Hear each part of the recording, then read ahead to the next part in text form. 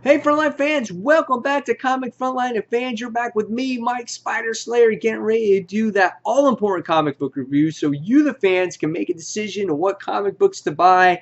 And today, guys, we're reviewing, well, can you tell? I mean, honestly, it's pretty obvious, right? Green shirt, green lantern hat, green lantern ring. So we're talking about Green Lantern Rebirth #1. That's right, guys. Really cool cover. Jessica Cruz is on there. Simon Baz is in the reflection. Highly anticipating this series when it does come out. So, of course, I was the one that volunteered to review this title. So, really excited for it. This book is written by Jeff Johns and Sam Humphries. The art is done by Ethan Van Sciver and Ed Benz. The artwork is a nice book to look at. It's very pretty. We get to actually see Simon Baz probably for the first time featured in a book in a long time, and I thought he looked good. I thought that I liked the artwork when it came to Jessica Cruz as well in here. I thought at times, though, there may have been a little bit too much inks, or the color wasn't bright enough the way maybe it should in a book like Green Lantern, but nevertheless, the facial expressions were really nice. Everyone looked gorgeous at times, and there wasn't too much action in this book, but everything looked really nice overall. So, and here's a picture of Hal Jordan, and I always loved how you get the green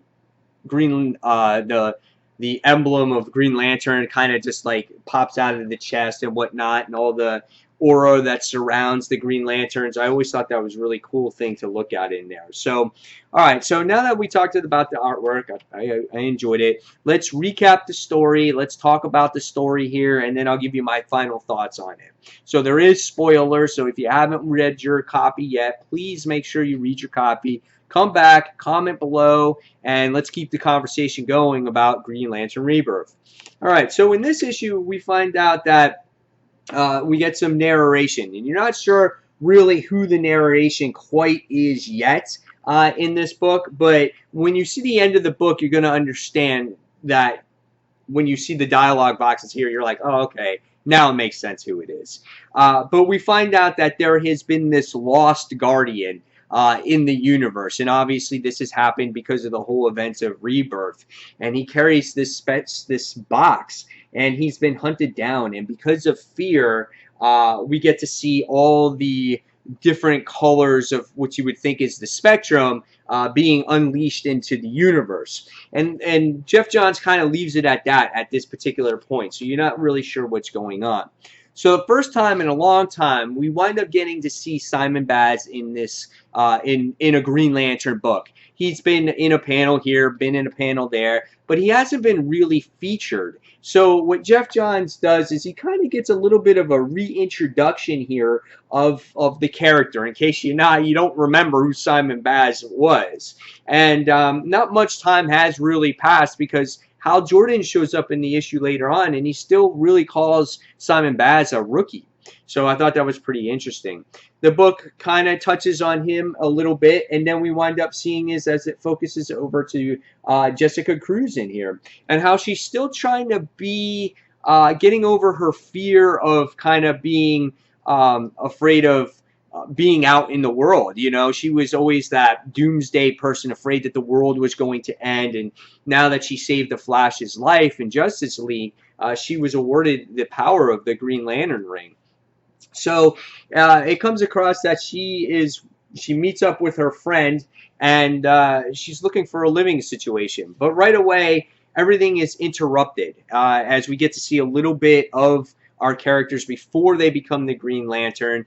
There is this emergency that both Green Lanterns go to a specific location where this spaceship was. And for the first time, you actually see Jessica Cruz and Simon Baz meet up. And they don't hit it off really well. Simon Baz kind of has this chip on his shoulder, sitting there going, oh, I'm the Lantern of the 2814 sector. And Jessica Cruz is, I am too. She's like, but she's so green in the whole situation, she doesn't know what's going on.